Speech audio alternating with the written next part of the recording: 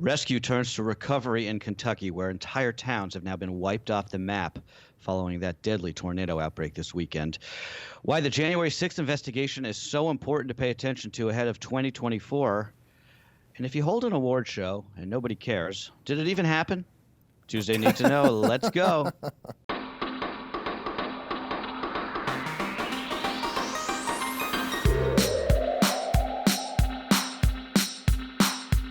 Tuesday, everybody. This is Cheddar's Need to Know podcast for December 14th. I'm Carlo Persano here, as always, with Baker. Machado. Yes. Baker. They one and only on this National Monkey Day, National Bouillabaisse Day. I think that's how you pronounce it.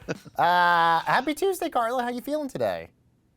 You know, I'm feeling, Baker. Feeling no, I'm like okay. what? I'm like okay. hungover? Like what? Did you have a rough night last night? Like, You know, Franny just she sleeps and then she doesn't sleep, and then it's just this like brutal. the thing they don't tell you about parenthood is it doesn't go on this like straight line, right? Where every day is like a little bit easier.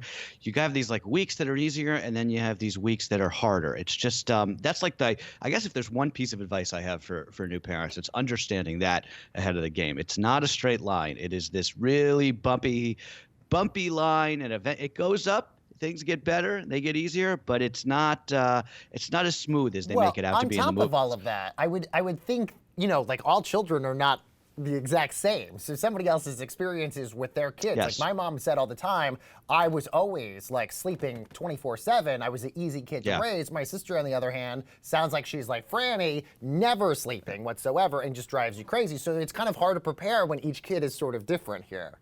Yeah, no, exactly. And I mean, you hear these stories about people who have these like perfect angel children, these babies who like sleep in the car seat and they sleep through the night at 3 months. I'm like, do these people exist? Do these babies actually exist? Right here. I'm right here. And then they become, you know, national broadcasters and, you know, and great civic members of society as a result. Yes.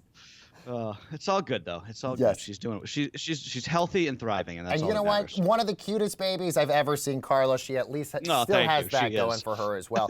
So Carlo, we have so much to dive into on this Tuesday. So let's start first with what's the continuing story that's happening in the Midwest. President Biden going to travel to Kentucky tomorrow. He's going to survey the damage from the weekend's tornado outbreak, now among the deadliest in U.S. history. The confirmed death toll from those twisters now stands at 88 across 5 states, and that includes 74 in Kentucky. The victims range in age from 5 months to 86 years old, and includes a district judge, an Amazon warehouse dispatcher, and a corrections officer who died leading inmates to safety. I read in the New York Times this morning, Carlo, one street in Bowling Green in Kentucky in particular, 11 of the 15 people that were on that street died in this tornado. Just so heartbreaking as we learn more by the hour on this.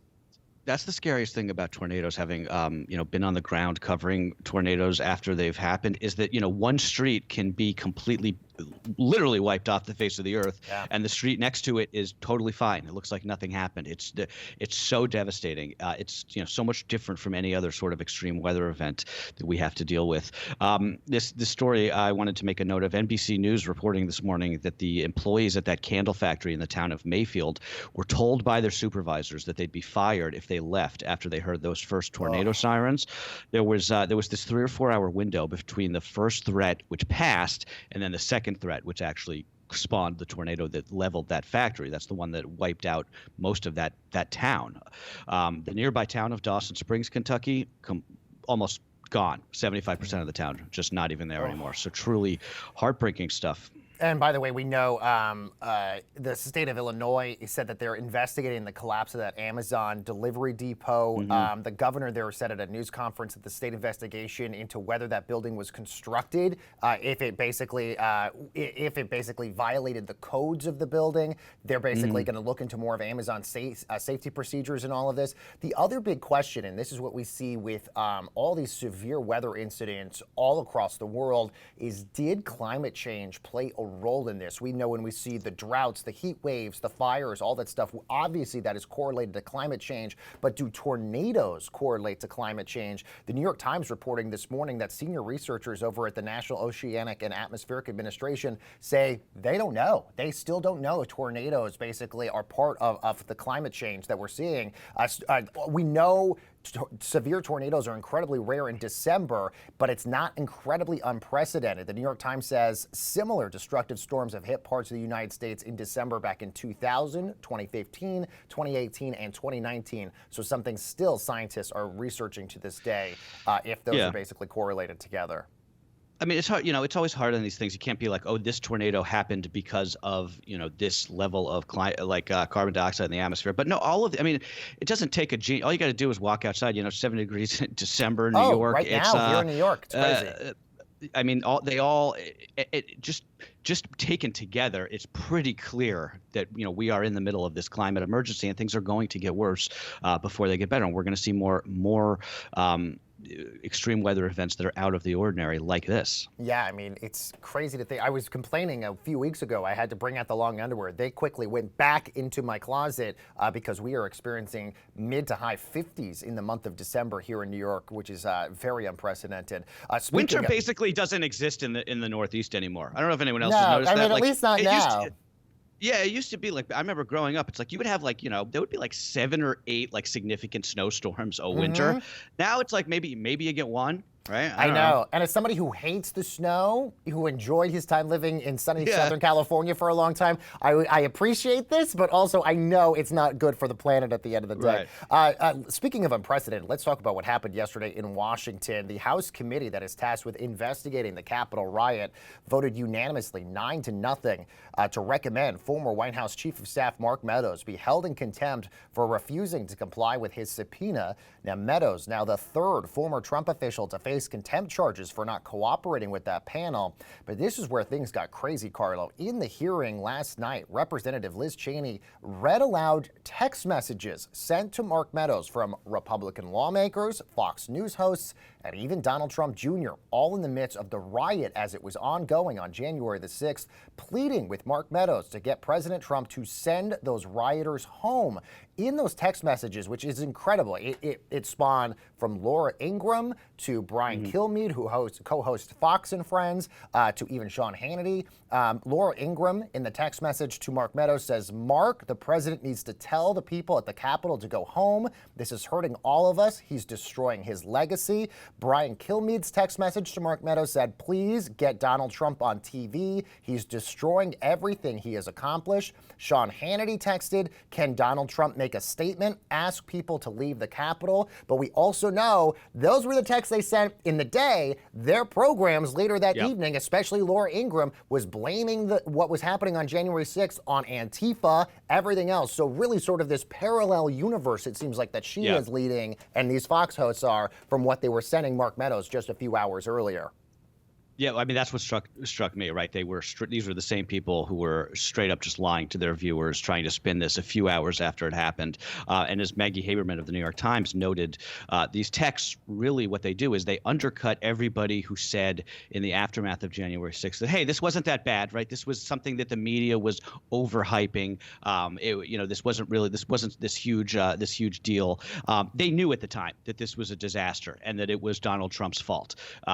The thing about January 6th is it's one of those few events that actually gets worse the more that comes out about it. I agree. Right? Usually what happens in these stories is the more that comes out, you're like, sort of like the Russia investigation, right? You're like, okay, it was, we thought it was one thing, it ends up being another thing. This is the opposite. This is like the more that we find out, the more you're just like, how close did we come to like a real major, end of democracy moment there. But it's important to pay attention to this, not really even because of January 6th, right? It's not, they're doing this big investigation, but we pretty much know what happened, right? I mean, Donald Trump was out there on Lafayette Square before this telling people to march to the Capitol. Like, it's not like it's a big mystery where those people came from or why they were doing that, but it's important because of what could come next, right? January 6th was in a lot of ways practice, and I'm not the first person to make that statement.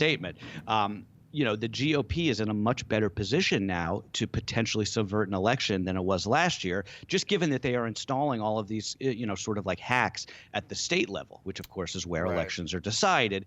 And, the party is sort of quietly building this apparatus that could indeed overturn a free and fair election next time around. Look, I mean, when this news broke yesterday, Sean Hannity actually even had Mark Meadows on his show. Didn't even ask him any questions about any of this, but the way he sort of set up the interview with Mark Meadows was basically saying this corrupt panel that already we knew was going to basically vote against the president, in terms of their investigation. So they're basically already sort of spinning that whatever happens in this investigation is going to be against the president. And if you're an institutionalist like me, if you are a fan of American history like me, this is worse than Watergate. Like this is awful, because you remember sort of the messages and the communication that you saw during the Nixon years. I mean, if take politics out of this, if you have administration officials where you have a riot happening on the Capitol, and you have text messages going to the chief of staff of the president of the United States telling him to tone down the rhetoric to get the people to leave, but yet he's not doing it. Like that is a very, very big deal in the context of American history here. Look, the only reason that we didn't really lurch into a full-fledged constitutional emergency last year in that period between the election and inauguration was because most Republican state officials didn't go along with those plans to overturn the election that were sort of like haphazardly being drafted by Trump's people like Giuliani, Sidney Powell, and the rest of that sort of clown show. But the next time, it's much less certain that there will be people like the Republican Secretary of State in Georgia, Brad Raffensperger, oh yeah, he's getting primary, stand up. Right, he won't be there by then. There aren't going to be people to stand up to these shenanigans. So let's just do the doomsday scenario here, right?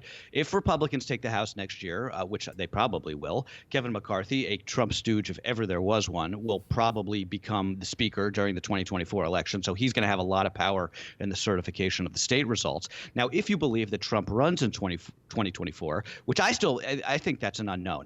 I still don't. Everybody thinks that he definitely is. I think it's less of a known thing. John Kelly says he's not. John Kelly says he's not because he can't lose. He can't lose a second time. Well, so that brings me to my next point, right? So if he runs, he gets the GOP nomination easily. And I don't think it even matters who the Democrat is on the ticket. Biden, Kamala Harris, Pete Buttigieg, whoever. Whatever happens on election night, Trump will say that he won. So if it's not even close, okay, thank God we dodged a bullet yet again. But if it's even remotely close, we are in deep, you-know-what, right? Of the 10 Republicans who voted to impeach him over the January 6th riot, all of them are going to be gone by 2024. 2 already are. The purge is already underway. States are changing their election laws as we speak. There's of the 15 Republicans running for the Secretary of State in battleground states like Georgia, only 2 of them concede that Joe Biden fairly won the election. 2/3 of Republicans in polls believe that the last election was outright stolen, right? So these are going to be the people who are demanding action next time if it's a close race. And I don't want to overhype this, but it is worthy of some amount of hype here, and it's scary, right? And to me, Baker, the last thing I'll say on this is, the great irony of the whole thing is that if Trump just accepted that he lost the election, he just went out and he was like, okay, look, I lost. It was a pandemic. I would have won if it weren't for COVID. The mail-in votes probably killed me. I'll concede. Joe Biden, good luck to you. But the next day I'm going to announce that I'm running again, right? So he's able to start raising money. He clears the field immediately. He would have been in a much more powerful position than he is now. That's all he had to do. Maybe, but that sort of goes against sort of the ethos of who Trump is. You never admit mistakes. Yes. You never basically admit defeat. That's sort of against everything he's sort of been in his career. And one last note I would say about this, Brad Raffensperger and Liz Cheney, you can't get more conservative, traditional Republicans than those two. But just the fact that both of them did not subscribe to the notion that the election was stolen, both of them likely are losing their jobs as a result of that, which is just incredible to think how long they have both been in the Conservative Party. Right. And Liz, go ahead. No, I was just going to say, I mean, that's why this is important because, Liz Cheney being sort of the head of this committee is important because it makes it impossible for people to be like, oh, this is just some sort of like Democratic hit job against Trump. Well, no, Liz Cheney is the daughter of Dick Cheney, right? Like you don't get more Republican than that. Yeah, good point. All right, let's switch gears and let's talk about COVID here. The U.S. now crossing several pandemic milestones all at once, Carlo. There have now been at least 50 million confirmed COVID cases in the country and now 800,000 confirmed deaths. The first vaccine started shipping out exactly a year ago, and 60% of eligible Americans are fully vaccinated. About 300,000 of the country's deaths occurred well after the vaccine rollout. The virus has killed 1 out of every 415 Americans and 1 out of 100 over the age of 65. Carlo, a lot of people paying attention to what's happening in Denmark and the UK in particular. Danish numbers are really sort of getting a little bit concerning regarding the Omicron variant. Not so much the case of people that are hospitalized or dying, but some of the information from Danish data is basically saying out of 43 documented cases, 34 or about 79% of the people catching COVID were people who were fully vaccinated, which just continues to show we are likely going to see, especially if you've only received 2 doses, not the booster shot, the likelihood of more breakthrough cases because of Omicron. However, again, I need to couch this by saying the likelihood of death and hospitalization is still incredibly low, but still the case numbers are likely to continue to trickle up. Yep. Right now, we are averaging about 120,000 cases per day. That is up 50% now over the course of the last 2 weeks. Yeah, the case numbers I try not to pay too much attention to because I think I don't even really know what they show anymore, given the vaccines. I just want to go back to one statistic that you just noted there. This was on the front page of the New York Times yesterday. 1 out of 100 of Americans over the age of 65 have died. It's just a reminder. So sad. It's a reminder of how, people like to say like, oh, this virus is, it doesn't spare you. But, well, no, I mean, this is a virus that is specifically really bad for older people. And it's just obviously worth remembering what a toll it's taken on elderly Americans. They have been the ones who have borne the brunt of this since the beginning. It's just like, do you remember early on in the pandemic when Trump did that press conference with, I think it was Fauci, Birx, and the rest of his like top health officials, and they basically said like, if we don't get our act together, the United States could see something like 200,000 deaths. And I remember even saying on the podcast with Jill, like, holy crap, that sounds like unimaginable. 200,000 deaths from this.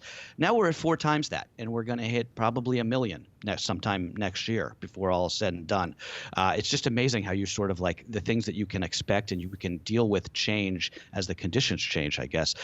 One last thing I'll mention, and I don't know if you saw this, Scott Gottlieb, the former FDA honcho, was on CNBC yesterday. He said something about travel that struck me. I'm going to quote from him here. The reason I'm not traveling overseas isn't necessarily I think that the risk is any higher than it is here, but I don't want to get stuck in a policy change or quarantine in another country, end quote. Yep. And I thought made a note of that because we just booked this trip to Turks and Caicos in January. And I'm already starting to wonder if that was a bad idea, frankly. Oh, yeah, no, it's such a good point, especially because every country has such different policies. Canada, Mexico, all of that stuff, especially when it comes to COVID, and then getting back into the United States, the quarantine policies and all of that. Just startling. Meanwhile, Carlo, it could soon be a little bit easier for you to navigate the federal bureaucracy. President Biden signed an executive order that is meant to improve the customer service infrastructure that underlays 17 different government agencies, which will have the effect of simplifying processes like filing your taxes or claiming Social Security benefits. According to the White House, the order will direct government offices to account for the experiences of the public by making several dozen changes just to how they operate here. Oh, imagine that. Customer service comes to the federal government, baby. Chief among those changes, it's going to finally be possible to renew your passport online. Hallelujah. Yes. Thank you, Uncle Joe, baby. That's what I like to see. Anything that makes the process of interfacing with the federal government less soul crushing, sign me up. I'm all in favor of. And this is the kind of thing. This is a story that it got no media attention because it's kind of boring. Executive orders about the infrastructure of the Government Services Administration. But this is the kind of thing that the government's there for. This is the kind of thing that the federal government should be doing more of, right? Alleviating the so-called time tax, this weird thing that is very specific to this country, where a lot of of the federal bureaucracy is essentially left to us, average citizens, to figure out how to manage, right? Why do we, I mean, I've said this so many times, I've lost count. Like, why do we file our own taxes in America, right? Other countries, you don't have to do that. They know what you owe, right? Why can't our passports or driver's license be automatically renewed? They have all that information in the database. Just send us a new passport when it's time, right? Don't even get me started on having to navigate the health exchanges. If you are on Obamacare, that'll take up weeks of your life. Oh, yeah. If my house gets hit by a tornado, why do I have to prove it to get federal aid, right? The government should know that I'm entitled to that aid without me having to like go to the website to upload photos of my destroyed garage or whatever. All of this stuff could be automated if the government wanted it to be, and this is a step in that direction, and I think it's important to note. It just continues to show how the federal government, or many governments, not even just federal government, we're talking even state and local government, has technologically been behind the curve. Burdensome sort of challenges that we as the public have had to go through from the DMV to others continues to be a burdensome thing, which is why a lot of us hate going to the DMV or going to get our passport renewed. So the fact that that process was not simplified, expedited, and made easier for a lot of people has always been a completely confounding mystery to me. So yes, I'm with you. I think this is fantastic news here. And the reason why it's politically smart is that's how people actually interface with the government, yes, right? True. It's the DMV and the point. Passport Office. And when people have terrible experiences there, that's what makes them think like, why do I even bother voting, right? Why do I even bother participating in democracy? Because these people can't even do anything right. So if you make that a little bit easier for people, it's politically smart. The Hollywood Foreign Press Association announced the nominations for the 79th Golden Globes yesterday, despite the awards show being canceled by NBC. That is in response to a series of scandals that has tarnished the Hollywood Foreign Press Association. Now, The Power of the Dog and Belfast led the film nominations with 7 nods apiece. HBO's Succession, which no spoilers here because I have to still watch the season finale that just aired, led the TV side, 5 nominations, followed by Apple's Ted Lasso and The Morning Show with 4 nominations each. The Globe's going to be handed down in some form or another on January the 9th, though it's still not clear what that will be. I saw an interview yesterday with the president of the Hollywood Foreign Press Association. Because it's not being broadcast on NBC, and nobody really knows how the award show is going to be. And by the way, I'm saying this as somebody who has been to multiple Golden Globes. There's not going to be a red carpet this year. They're expecting very, very, very little celebrities to be there because a lot of the publicists had warned the Hollywood Foreign Press that they were not going to allow their clients to be there because of all of the racial and diversity issues that were plaguing the Hollywood Foreign Press Association. So who even knows what the Globes will look like? You're obviously not going to have the roasts like we were accustomed to of Ricky Gervais or Tina Fey and Amy Poehler like we saw in the past. But either way, this is always sort of a template also, though, for what potentially you might see for the Oscars and the Emmys down the road. It's kind of a shame. The Golden Globes are probably the best of the movie award shows, I think. What exactly did the HFPA do again? I know the LA Times reported that they operated basically as like a slush fund for foreign reporters to go on film junkets and meet celebrities. But who cares? And like Emily in Paris was one of the shows in particular that was really wrangled in this. Also, the voting members of the Hollywood Foreign Press, mostly white, mostly male. They've had an issue where you're not seeing a lot of shows and films of diverse casts being nominated as a result of that. I had a reporter from Entertainment Weekly on Between Bells yesterday, and he told me yesterday that the Hollywood Foreign Press has added maybe about 20 new members from a range of different backgrounds and ethnic backgrounds, but that's still, at the end of the day, I think that's less than 30% of their voting members are people of color. So still an issue that has to be worked on here, but this has been an issue with the Grammys. You've had artists like The Weeknd saying that the committees that are getting the nominations are not favoring people of color. You're having issues with the Oscars. Remember a few years ago, we had the hashtag #OscarsSoWhite, where most of the voting members of the Academy, also white, mostly male, cisgender males.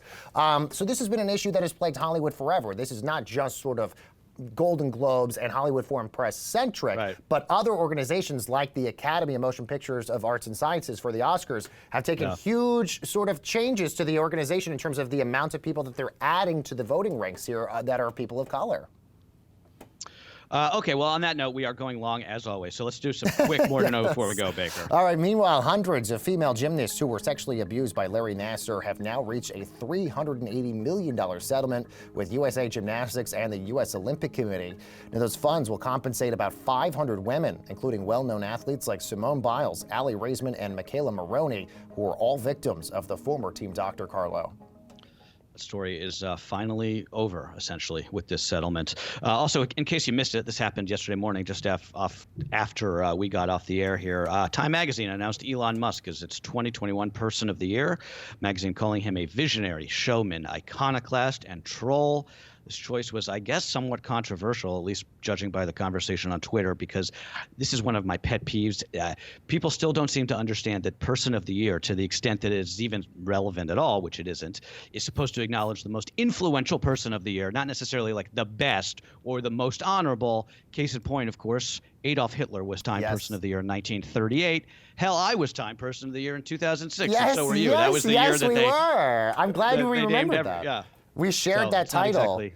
And I had an editor of Time Magazine on Between Bells yesterday talking about this. He said, look, just because they get this title does not mean that they're good or bad. It's just that they are, in fact, influential. Meanwhile, California will reimpose a universal mask mandate for all indoor settings tomorrow, regardless of your vaccine status. The order will be in effect for a month unless it's extended, and that comes on the heels of the mask mandate that is happening here in New York State as well. Here, Carlo. Just had to buy a new box of disposable masks. I thought I was done with that, but we never will be. The mask will be on forever, folks. Okay, and finally, organizers of the Paris 2024 Summer Olympics have unveiled the venue for the opening ceremony. The River Seine. It's the first of its kind planned. The ceremony is going to ditch the usual stadium location, and it's instead going to happen around that famed river that cuts through the heart of Paris, open and free to the public. It's going to be really cool, actually. The Parade of Nations is going to take place on boats, and the closing ceremony will be held at the gardens surrounding the Eiffel Tower. So, coming after the Tokyo 2020 basically being, cut off from spectators, Paris going all in on trying to make this really accessible and inclusive Olympics, and could be really cool, right? The River Seine, a very important place to me personally. About 5-6 years ago, after a boat ride on the River Seine, my boyfriend at the time proposed to me after being on the River Seine. So it is a wonderful place at the Machado Shulman household. Oh, very cool. Yeah, I mean, getting proposed to in Central Paris, hard to beat that, right? Yes, how cliche, but so beautiful at the same time. I proposed to Becky on the one day. I'll tell you the story about our proposal, but I proposed to her on the Brooklyn Bridge, and there was like a homeless guy next to us, like screaming. It wasn't nearly as. That actually, to be honest, I would almost kind of like that just because the story is so good. It's a very New York story. Okay, guys, we're going over. I apologize for that. That's what you need to know for Tuesday, December 14, and we will see you tomorrow.